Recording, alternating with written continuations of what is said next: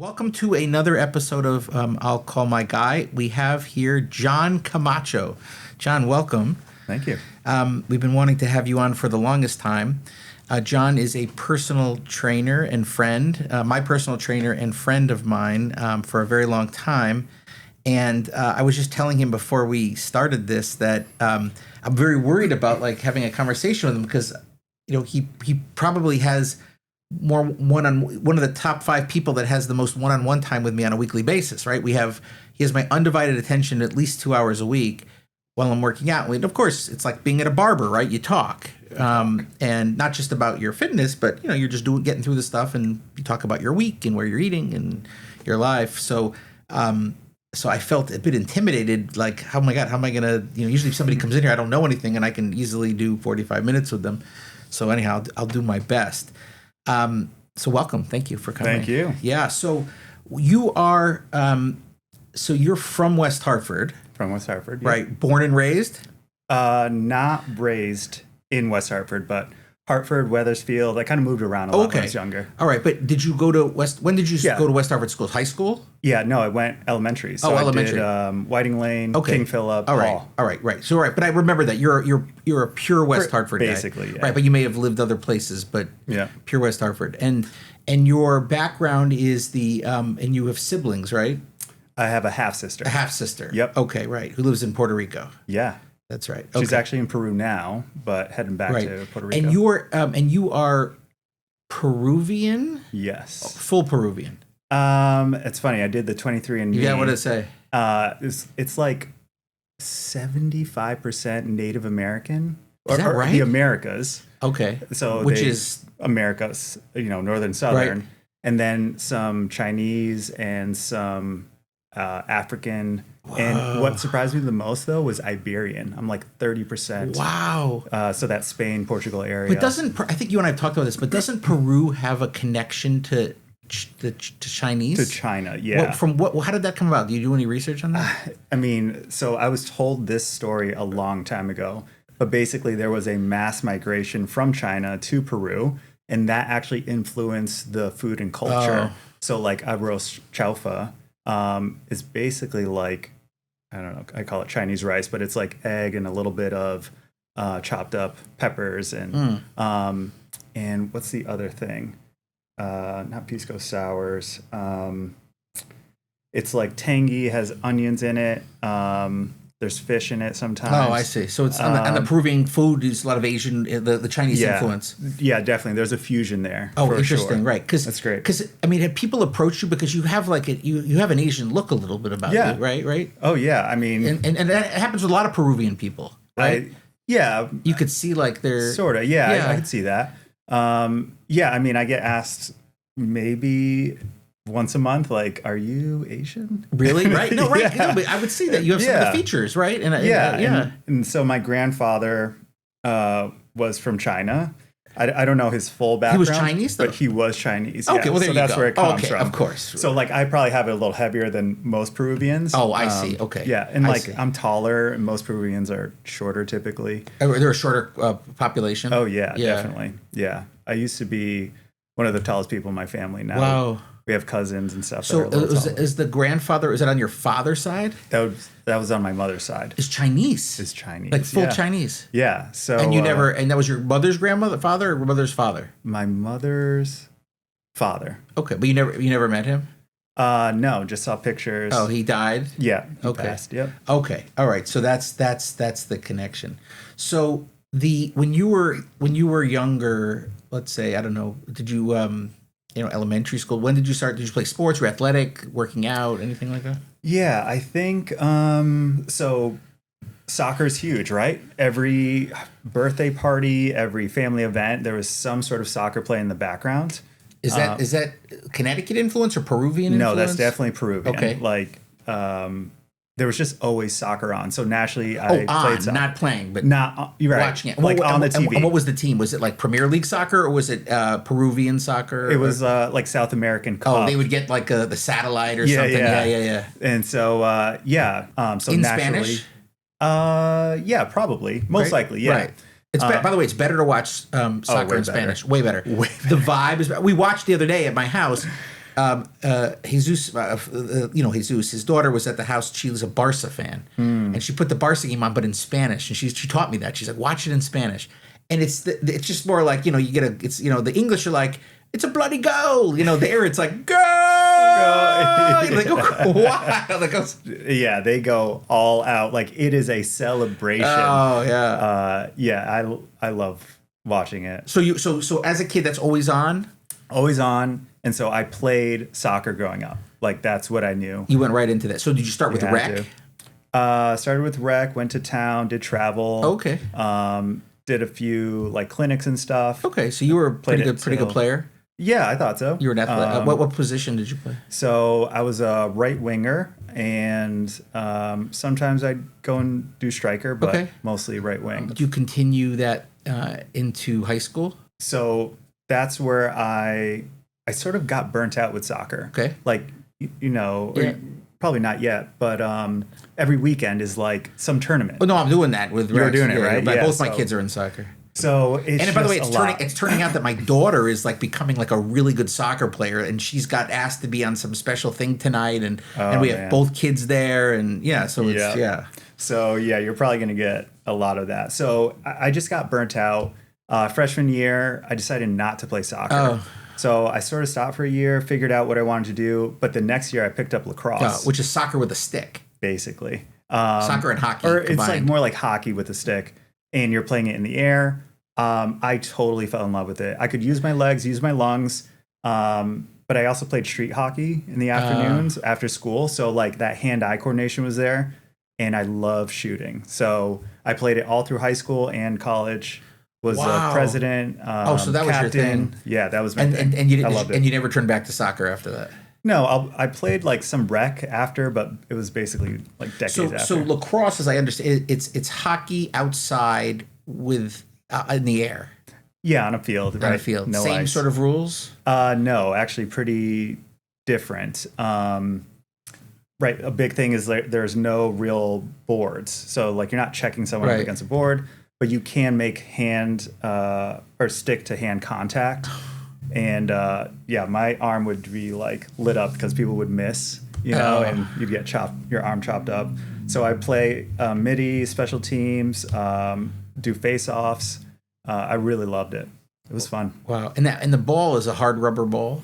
Yeah, that thing moves fast. Like how fast do you know? You're talking like 70, 80. Oh. You can get upwards to 100 at like the professional level. And like think about it, a goalie like standing in the net has to keep an eye on that when they're like, 20, 30 yards out. And like there's no wonder it goes in. And you told me this, and my nephew is a goalie. Like the goalies aren't right. It's insane. Yeah. You have to be a special person. Yeah. But you have to be like a little nuts. You do, yeah. Or like I had dinner with somebody and they were telling me lacrosse. I said, "Oh, my friend John says that if the goalies are insane." He goes, "Oh my God, yes! Like those are the guy like you want to like if you have if you're at a party or like you're out like with friends like in a city and someone's bothering you."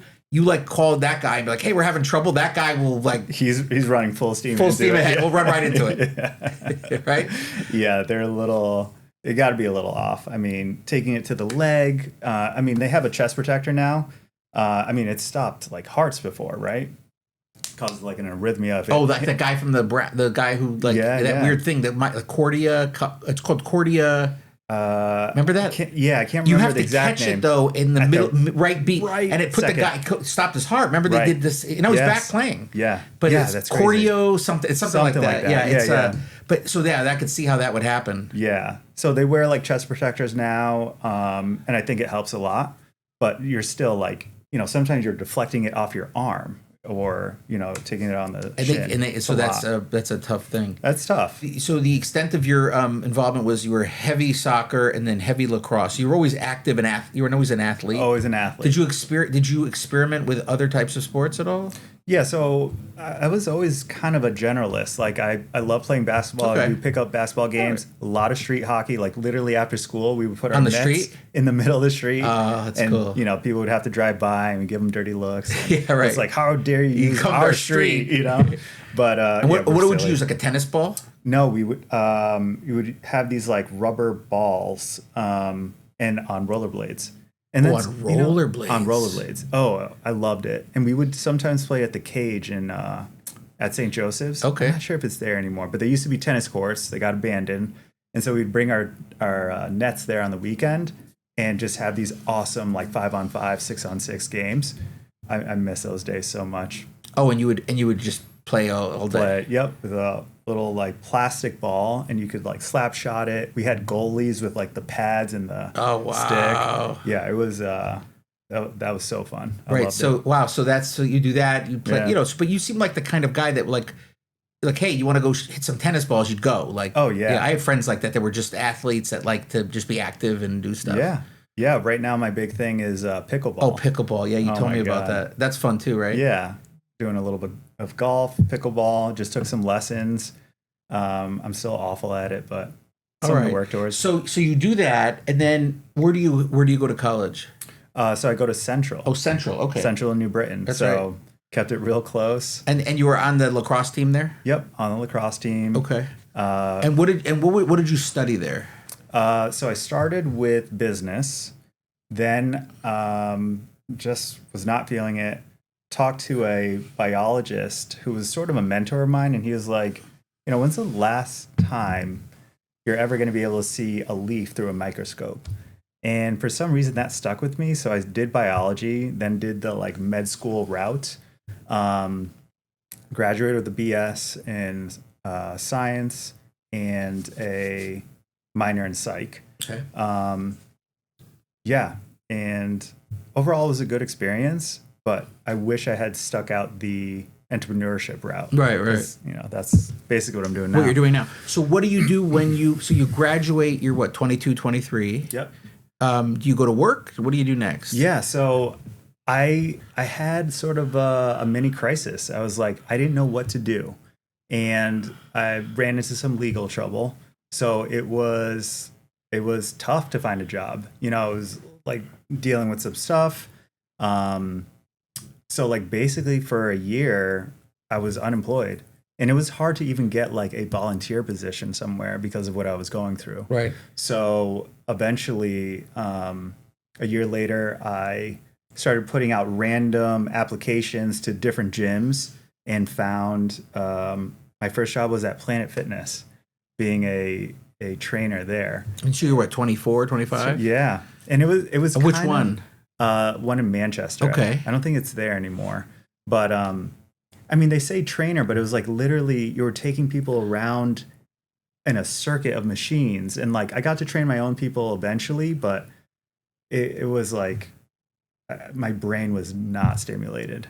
But awful. did you work out on your own, or did you stay active just through the sports that you played? So I was really active, and actually why I got into strength training was because of sports. So around like when I started picking up lacrosse, I got bullied a lot in the, not like outside of it, but like in the crease on the field. I'd go down for a ball 50-50, try to scoop it up, and people could just nudge me off, and I had no balance, no strength. Not verbally bullied. Not verbally, yeah. Or dominated. Dominated on the field. But because you weren't big enough? Because I wasn't big enough. So and that would be something that you would do to somebody that wasn't big enough either, right? Oh, yeah, totally. That's It's totally fair game. And it's actually good technique. You want to nudge someone as you're going for the ball, set them off balance a little bit, give yourself Soccer a greater too, chance. to an extent, pushing the person 100%. away. Right. It's so much contact. Yeah. So I'm going down for a ball 50-50, or I'm on the crease and I'm getting pushed off. Then who later was my co-captain in college, I saw that one summer he just came back absolutely massive. Like he was playing hockey too and got put on a strength and conditioning program. And I was like, holy cow, like he's huge. And I see he's playing so much better. If he can do it, I can do it. So that's where I really started to dive deep into strength training and what strength and conditioning was. And I was hitting the gym almost every day. And like within a year. This is in college? This is in college. Okay. I was like literally carrying a jug of water. Oh, you're that guy. I was that guy. I was eating like 4 patties at lunch. I love those guys. It was insane. Now just thinking about like the fat content and stuff. I mean, but I'm running around. I'm working out every day. So that really got me on my journey of like fitness. I see that. So that was And that got me because, through a lot. so that was because you felt like you were inspired by your friend, but also that you felt that you were not big enough to hold your own. To really compete, yeah. And before that, I kind of knew it, but I wasn't inspired yet. Like in high school, I remember going to feeling the same things, and I went to my school gym. I put the barbell over my chest, and I was like, "Oh, this will be easy." I couldn't get it off my chest. I was like scrambling. Luckily, my buddy was there, and he pulled it off of me. So like I knew I needed to train. I would train up in my attic. I'd do a lot of push-ups and dips and curls, and but I had no idea what I was doing. So I was a young teen boy just trying to get as big as possible. Yeah. I see. So So then you started doing that, and then did you join a gym? Is that how you did it? No, I trained on my own. I ended up going to the gym in our building when I was in college, and I just started like Googling. I mean, I was like on T Nation, reading a bunch of books, articles, asking other people at the gym, like, and mimicking what they were doing. I used to go to Big Sky in Newington, so there's a lot of big bodybuilder guys, and I just chat with them and kind of pick their brain a little bit. That's when it really took off. That's right. When I joined Big Sky.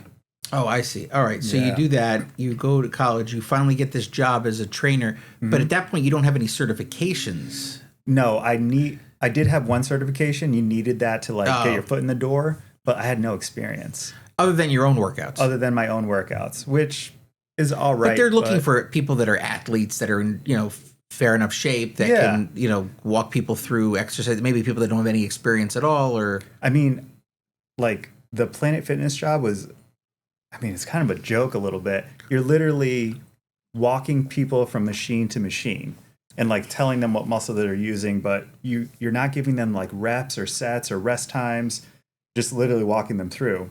So I really had to learn on my own how to train myself and how to train someone else. So that was a lot of certifications, a lot of workshops, a lot of weekend seminars and stuff.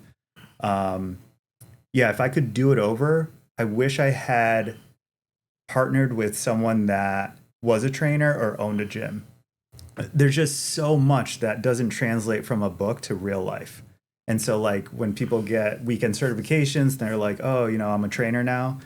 I was like, you kind of just are ready to start your journey. You haven't really accomplished anything yet. Like there's so much you need to know about how people respond to weight, and to lifting. Like it's great to know like the actin and myosin kind of, go over each other and form cross bridges and all that stuff.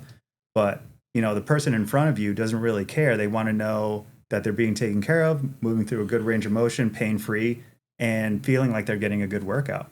So that I wish I had bridged sooner. I sort of had to learn that the hard way. and so how long do you do that for? So, I mean, honestly, I've never stopped. I'm always... No, I mean at Planet Fitness. So that was about a year. I was dating a girl at the time. Things were like not great. But I ran into an old trainer that I knew from Big Sky. I never really talked to him. I think I talked to him once. He complimented me on my calves. He literally came up to me and was like, "You have the biggest, nicest calves I've ever seen." That was it. That's the only contact I've had from this guy. So I'm walking through Whole Foods one day and I spot and I'm like, "Hey, I know you from Big Sky." And he's like, "Oh, I'm the head trainer at New York Sports Club. You should apply. We just had some guy just like broke his neck or something. So there's a position open." I was like, "Okay." I was pretty desperate at this point. So I handed him my application like the week of, and like 2 weeks later, there was some, noise and trying to figure out everything. But basically, I ended up working there 2 months later, and I started at New York Sports Club. Oh, I see. Okay, Yeah. so that was the connection. And where were you living at the time? I was in New Britain. Oh, New Britain. You were with roommates, right? Yeah, so we lived with like, God, I think at one point it was like 7 people. It originally started with 3. Everyone got a room, and then it just more people kept joining us, I guess. I see. Yeah, So it's you pretty did that. wild. So that's what, and that's when. So New York Sports Club, was a prominent fixture in West Hartford. It's a Yeah. high end gym. Totally. I mean, was it like that's when like it your role as a trainer probably got pretty serious, Yeah, very serious. right? Because there's accountability. You have a boss. Oh, totally. Yeah. You have to probably certain certifications and standards you have to meet. Yeah. How did that change your style, your trajectory? Like did that help?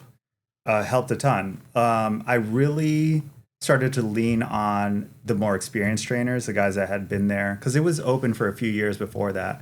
So they had a pretty good, well-established training program. But a lot of it was still self-learning. Like I had never stopped since Big Sky, basically, talking to people and trying to learn more on my own and doing my own certifications. Like they would give us some money to go do a certification, but it was really on my dime to go. I would go down to Virginia. I would go to Boston a lot, New York, to learn from some of the top trainers in that field or sometimes in the country. So, yeah, and there was just it was a different standard. But what really helped me was having other trainers that were doing it like for real. And that was sort of like my first taste of mentoring and getting a feel for what true training is, because there's so many different styles, and there's a new article every week, but a lot of times it's not applicable to the most people. I see. So how many, so this is your first, I wouldn't say real, but like serious training job. Yeah. Right. How many clients did they assign to you? So it's really like sink or swim. Like you have to go and find your own clients. Oh, really? Oh, yeah. You get fed some, but think about it. There's maybe 10 or 12 trainers. And if someone walks into the door, which is like, maybe once a month, they're getting rotated to each person. So once you get one, like you have to wait till 12 other people or whatever come through. So you really have to hustle. You have to go and meet people. You have to be out on the floor. You have to invite people from outside the club. It is a grind. And it was hard. So eventually, for a few years, I was sort of in the middle range of trainers because we tracked our numbers every month.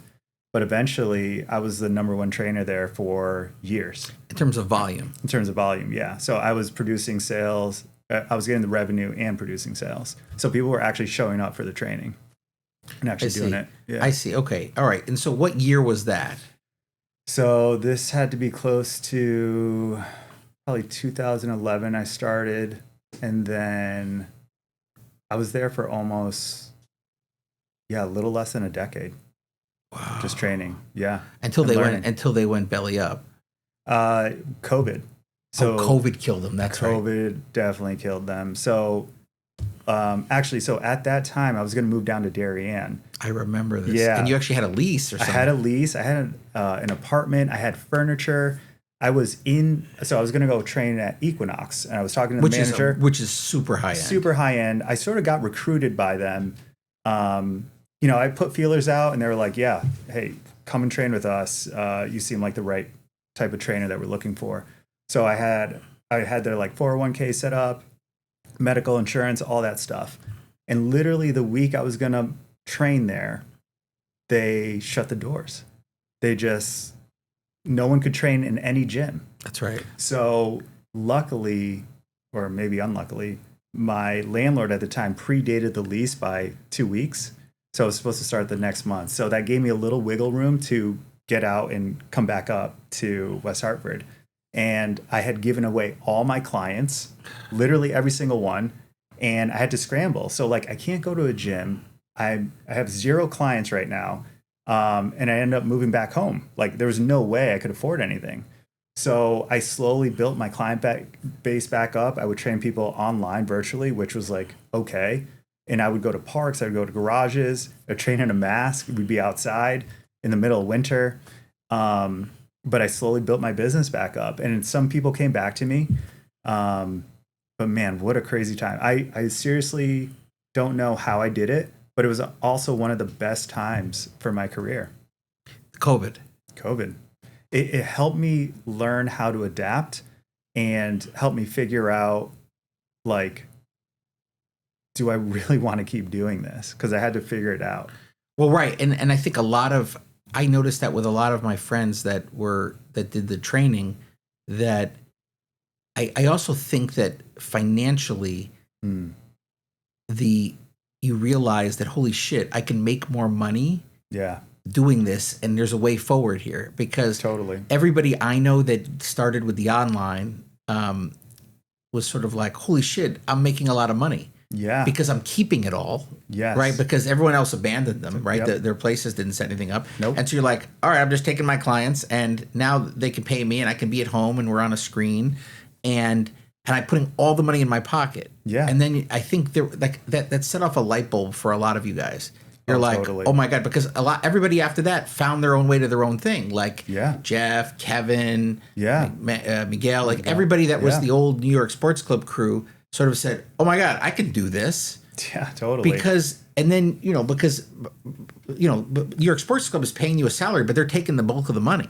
Oh yeah, the percentages is ridiculous. Crazy. Right. They take it all. So then you're like, holy shit, I can do this. Yeah. And I saw that because I was talking to, like, even a lot of the restaurants too. A lot of people don't realize this. A lot of people were hurt during COVID, but a lot of people killed it. Like my restaurant friends that, like, a lot of restaurants were hurt, but the restaurants that did it right, my restaurant friends, they slimmed down, and they then did this, these takeout meals. Remember those awesome takeout meals? They would do these things. They loved it because they'd go in the morning, they'd make everything, they'd sell it all out, they'd go home. It was a limited menu, and they would have hundreds of them. People were buying these things because people were home. They'd spend all kinds of money. Oh, totally. And they were killing it. Killing it. I believe it. They were killing it during COVID. I was helping. Right. You'd have all these great things. They're like, we have this thing, and then you'd go pick it up, and you'd have this whole meal, and you'd assemble it. But I did notice that for the trainers, a light bulb went off and said, oh my God, I can look at all the money I'm making, and I can keep it all. Yes. Which is huge. And I think because after that, everybody I know that was involved in that, you, Jeff, other people, they just did their own thing, and then their careers just went through the roof after that, right? Because then you then went off with some other guys and started, rented a chair essentially, or shared space, and was able to bring your clients in, pay your vig every month, but then double your salary. Yeah, like overnight. Yeah, we ended up finding a space together. And we would rent out. But isn't that crazy? It literally COVID doubled people's salary in this field overnight. But if you could keep your clients. Well, if you can keep your clients, right? No, you still have to be good, and you got to have the relationship. Yeah, you got to network, all that stuff. It's not that. And it's different than. I mean, do you ever look at, like, how, like, women? It's different. Like they have a hairstylist, and there's all this weird stuff. And you could talk to Tanya about this. Talk to Sarah. Like Sarah one time wanted to go somewhere else, but like you can't do it. You can't. It's like cheating. Yeah, like you can't it's weird. It's like a weird thing, vibe, and you want to, sort of go that person, but you can't. But like, is it like that? Like you have to, like, I mean, you still have to maintain the clients. They feel like they're right. Yeah. Is it weird to go train with one person and then you start training with someone else? I guess it could be. I mean, it doesn't. My guess is that it doesn't happen a lot. It doesn't. I think once someone's comfortable with someone, they kind of know their style, they're probably sticking with them, but it does happen. Yeah. I don't take it personally. I do know some trainers do. And like, I would never fish for someone else's clients and go, hey, I know you're training with this person. Why don't you come train with me? I think it's really a personality fit before even the training starts. Does that make sense? Like, if you don't vibe with someone, like maybe a therapist or a doctor or something, sure. You want that connection to be there. That's super important because you need to make sure that they, A, understand you, and B, are they going to trust you? Because it does take a lot of trust, right? So for me, I would never take it personally. Like maybe we're just not connecting. It's not the right fit. You should go try somewhere else. But yeah, some other trainers, I think that makes it weird. I think someone should be able to shop wherever they want to shop, right? Or do a service wherever they want to do a service. But I don't think it's weird. I think you try it out. If it's not the right fit, it's not. Right. So why force it? But you had to then, so you had to keep your existing clients, find a place to go, and then build out, billing models and insurance, and I mean, I guess you had to have insurance before, but you had to sort of figure out how to then do it on your own without the infrastructure. Well, it was different. I mean, I didn't know about lease agreements. I Right. remember contacting you Yeah, going yeah, yeah. like, what does this all say? This is insane. Right, because before you just show up, they take care of all that. They took care of all that. Yeah. And I had to figure out my own personal liability, but also the building insurance, like the two different And you things. have to carry insurance as a trainer, don't you? Yeah. Yeah. It's cheap though, right? It's not. Yeah, it's not crazy, but And that's if you did something that was negligent that injured somebody. yeah, I mean, listen, it's physical activity, stuff is going to happen. You want to minimize risk as much as possible, but like a dumbbell is going to fall on a toe eventually, maybe. Right, but the question is it you that caused it? Did it right?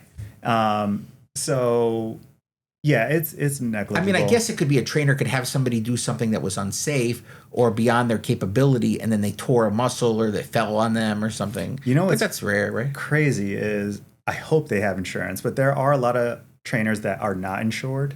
Maybe it's a part-time gig or whatever. But they film their clients doing really dangerous stuff.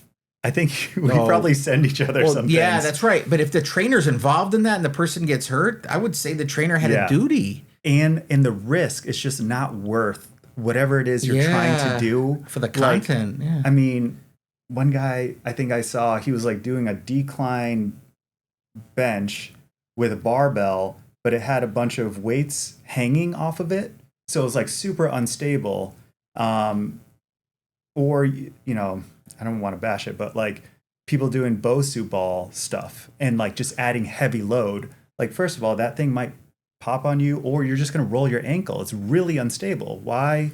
And what's the reward there? The risk is other than content. Other than content. Yeah. It's, well, right, and I would argue, crazy. and I would argue that look, if you have somebody who's a professional there that you've hired, and they're allowing you to proceed with that, yeah, and then you get hurt, you know, you could say, well, the person just did it. And you could say, well, yeah, but you're the pro, you shouldn't have let them do that. Like, correct. That's you should stop them and say, I'm not a part of this. I'm not going to sit here and film this. I'm endorsing it. Yeah, and I mean, but sometimes like the client doesn't want to disappoint, right? They're like, oh, okay, I guess I got to try this. And two, they may not know that like what they're doing is uber unsafe. Right. Right. Like, yeah, it's just, I mean, one guy was like benching a rack. Like it just, why? So what is that doing for you? So you'll train anybody from, I've seen you train kids, like teenagers, right? Yeah. Teenagers. Right. You don't want to, you can't train kids, right? No, Teenager? not really. It's a different style. It's a different type of training. Yeah, usually like 15, 16. 15, 16, you'll train up to like, I think people in bed, oldest, right? Yeah. I've done, I think my oldest right now is 81. Okay. Yeah, it was great. But you can find people that you can adjust the protocol, the schedule. What's the word I'm looking for? I'm missing the word. The program? The program. Yeah. The program, depending on anything. Yeah, absolutely. So I always take into consideration what the person wants to do, and then I figure out what they can do and try to make them be successful at that. But if you're doing good, solid, science-based training, it's pretty standard what you're going to cover and how you're going to cover it. And you just adjust it to the person on the spectrum. You're going to hit big blocks, so big major patterns. Ben Bruno, he's a great trainer that is out in California. Mm-hmm. I really love his content, and he did one recently of a client that's I think in her 70s or 80s, and they were doing the same exact program, but it was just scaled to her and scaled to him. So they were doing goblet squats, holding kettlebells, hips going parallel to their knees, and she was holding a lighter kettlebell and he was holding a bigger one. But it's still the squat pattern. Like, you can only work your quads in so many ways. How you do it and when you do it, and there's a whole science and reasoning behind that. But the patterns are what you want to hit. So they're going to be a squat pattern, a lunge, a hinge, and a push and a pull. And it's either vertical or horizontal. And I also like to add in some rotation and some core work. And that's a pretty well-rounded programming base. And then you spread it out over 2 to 3 days or 4 days, 5 days. Yeah, you can get a really good workout for basically anyone as long as you stick to the foundations. I see. So right. So you can program for anyone. Yeah, anyone and everyone, athlete, someone recovering. So that's actually more of my background. I like the prehab rehab. I did physical therapy for a little bit. I'm not a physical therapist, but I connect with a lot of physical therapists, and I'm always trying to find out what the latest research is. So I follow a lot of them on Instagram, and I try to incorporate a lot of that into either the warm up or the workout. Right. And I know that obviously, because I've had some injuries and whatnot, you could work around anything. Yeah, basically. There is nothing I've met that I haven't. Right. You can have a broken leg and still find stuff to do. 100%. I mean, that's only what, 10% of your body? You still have an upper body. You still have No, a right. core, right. And right. Remember, even when I had the screw in my finger, you found a way to work around that. We didn't do grip, but we found stuff like I can push, like keep the thing away. And there's always stuff to do. And like my knee's kind of screwed up now, but you could find ways to make it work or to turn something a certain way and keep yourself strong because one of the things that you've always been on me about is like, it's one thing if you're sick and whatnot, but if you have like an appendage that's down, don't just take off for 3 months because of it. Right. Like find that, you can do something else. You can move your legs, you can something, and then just keep this, keep it slinged up and find a way to do, you could still squat. Yeah. You can still squat. You can still lunge. You can still push and pull things. Sometimes I have clients wear a strap, like, I have a client where her right arm, oh my gosh, she'll kill me. I think it's her right arm that is affected. So her grip isn't as great.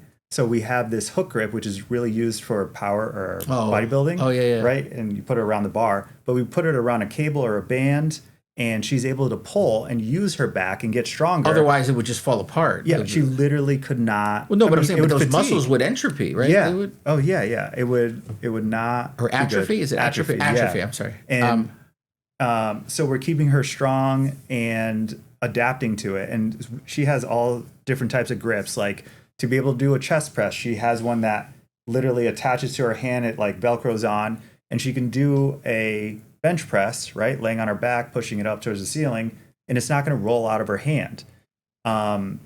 So like that type of adaptation stuff, I'm pretty well-rounded on. And you and I share a lot of articles on this, but would you agree with like the science is clear that that staying active and being able to move and the strength training is a correlate to longevity? 100%. Right. It's undeniable. If you could put, I always say this, if you could put exercise in a pill, it would be the best selling pill supplement forever because the benefits that you get, right? Strengthening your bones, strengthening your muscle mass, reducing your risk for all-cause mortalities.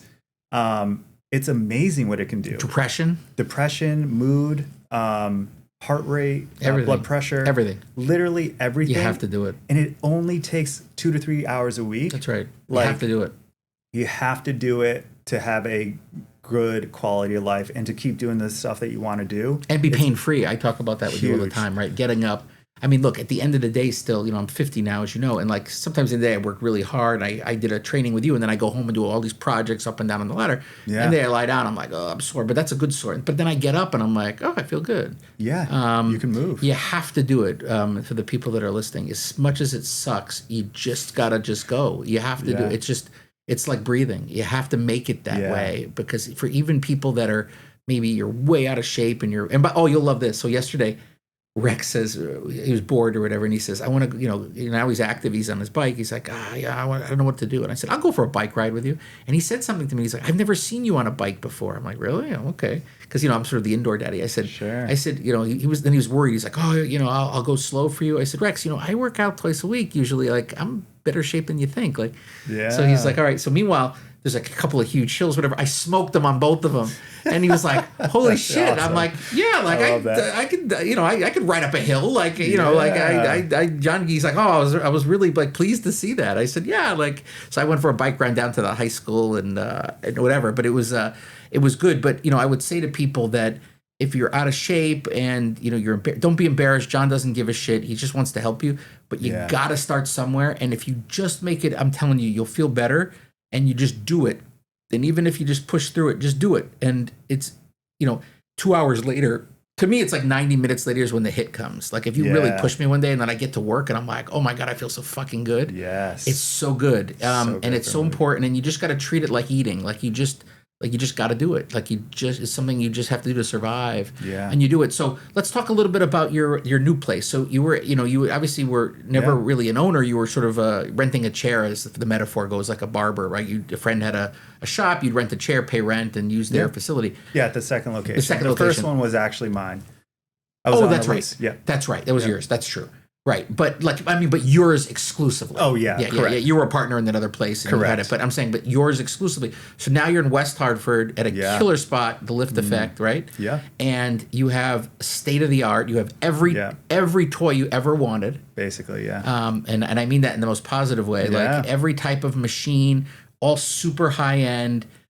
Clean. Jon, for those who might be listening and considering it, he's very particular. Everything has to go in a certain way in a spot. But you want that. You want him. He's timely, and everything is clean, and it's a safe, nice location. And you can do anything from, I do individual training. Sometimes I have to double up because of my schedule. Right. But otherwise, you can find a time where you're literally right next to you and an individual programming that changes every couple of months, or changes immediately if you have an injury or you're not feeling so hot. Yep. And then all kinds of stuff you can experiment with. And he trains people like me who are just paper pushers to like my friend who's a paper pusher who's a former D1 athlete. So he can do that, or an active D1 athlete. He can handle that, or he can handle somebody who's, I see older people there that may be recovering from a stroke or something like, so you have anybody, whatever your limitation is, could find a program for you and get you in good shape. So now like that you're doing that, like that you have your own thing, is it like, I've seen it with you, like it seems to be like you're doing the best training you've ever done, in my view. And you seem to have the most personal satisfaction I think I've ever seen you have. Would you agree with that? 100%. Yeah. This is the gym I have now is like literally 15 years in the making. I've wanted to do this, since my days back in New York Sports Club. I just didn't know how or what, or felt like I was ready enough, had enough experience. And now I do. So this is a culmination of literally 15 years of training and just constantly learning. And you're also, though, a risk-averse guy, right? Oh, you're a conservative guy with those kinds of things. Totally. Like, how did you pull the trigger? Because I've talked to you a lot about this because, you and I are sort of the same kind of path. Like, we have our own thing. Right. And all the, you and I've talked about, like, you have to get comfortable being uncomfortable. And I know that was a huge thing for you because we've talked about that. How did you push past that? So, getting my feet wet. COVID, pushed us out the door. And then we realized, no choice. So in hindsight there, I wish I had done it sooner, but I didn't know better. Then we found a place and I partnered up with someone. So I got my feet wet and I was like, oh, this isn't as bad as I was imagining. So I had some experience there, sold my half the business, partnered with someone else. And then they had to move. So I was sort of forced into it, but I was always kind of thinking like, I want to do this. And finally a space came up. My dad does real estate. And so he saw a sign pop up like the day they put it out. And that's currently on New Park Ave. And met with the landlord and basically the rest was history. But this was a long time coming and it's only the beginning. So I think what really pushed me over the edge? Because I've always wanted to do it. Well, I guess that's a bad metaphor. Whatever pushed you to not over the edge, but like, what's the better expression? What pushed you into this process? Yeah, into the into taking that risk, right? Because my tolerance being is real comfortable low. with that risk. Yeah, being comfortable enough. Is I talked to my mom. Your mom. My mom. What did mom say? Mom called me up and she was like.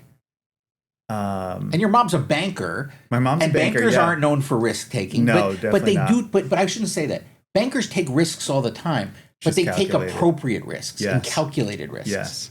So I think I called her and I was like, I think I found a spot, and she was like, "You got to do this. Interesting. Like, you have to. Like, you've been talking about this for so long, and you're more than ready."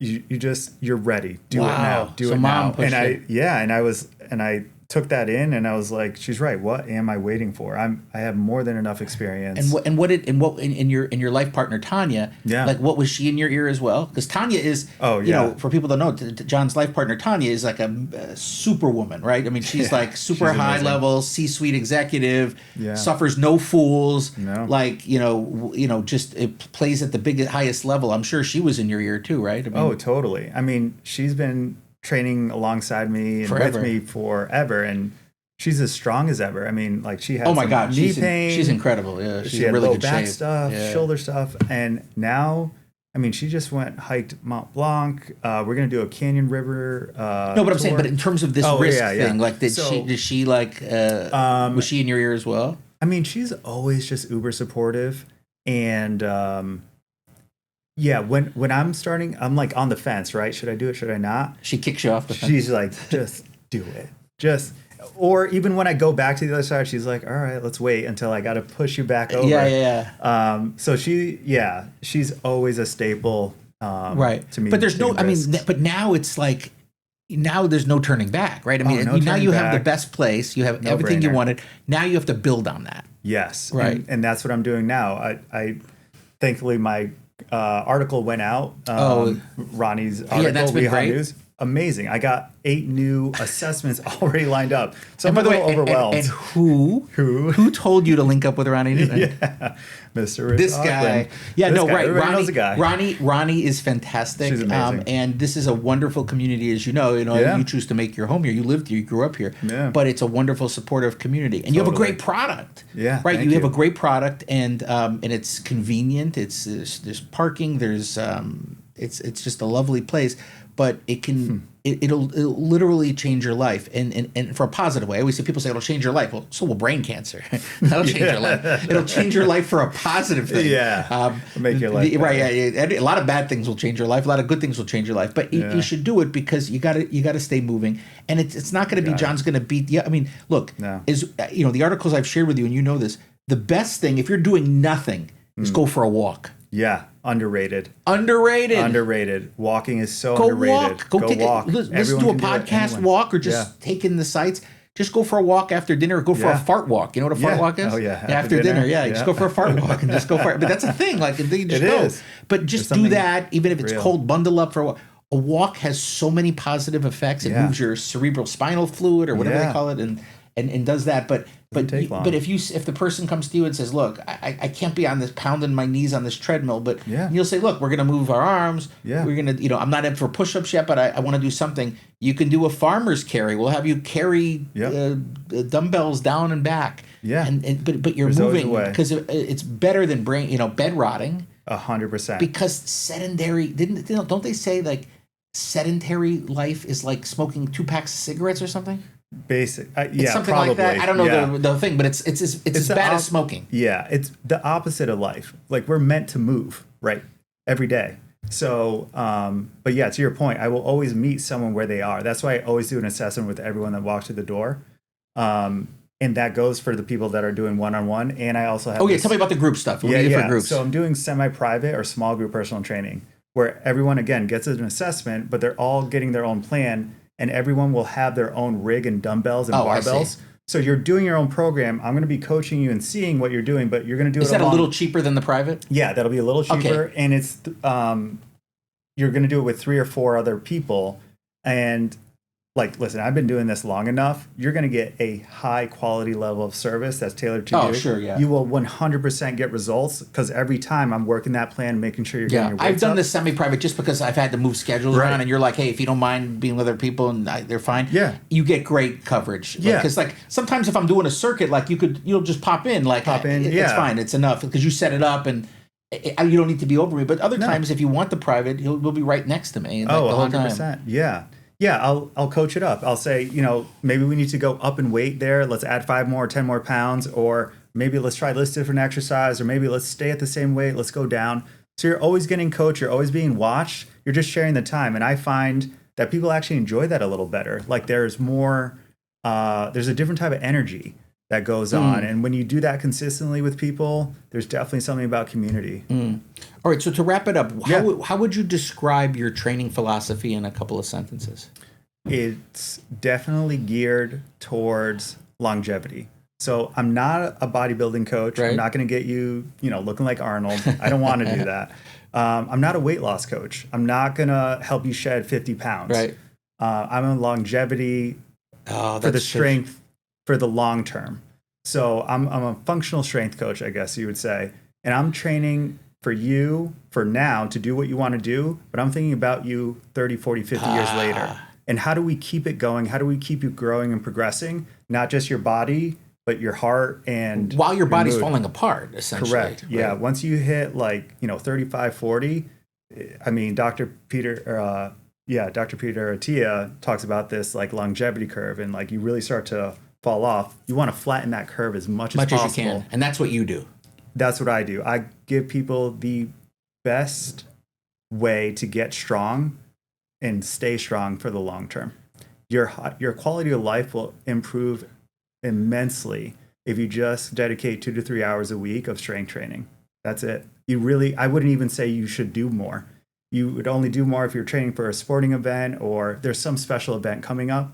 It's really no more than 2 to 3 days a week. The other days a week, do some cardio or go play pickleball or go golfing or play basketball, play soccer. Like 2 to 3 days a week is really the sweet spot, which is amazing. That's awesome. All right. How do people find you?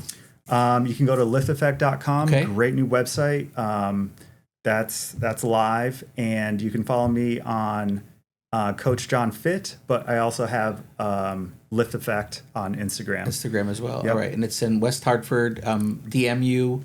Yep, and, DM me, reach out on the website. There's a intro call form. And you handle all the intakes. I handle every single one. I will hire coaches in the future. Yeah. I want to teach them my philosophy. But if they want you, they can get you. 100%. Yeah. Awesome. You'll be talking to me. All right, John. Thank you so much. Rich, thank this you. is great. I'm glad we were able to put out an hour's worth of content with you because considering I talk to you all the time. But guys, check out John's place. It's fucking amazing, and he'll make you feel better. And I could, lawyers don't like to guarantee stuff, but I guarantee if you do this, you'll feel better. Thank you.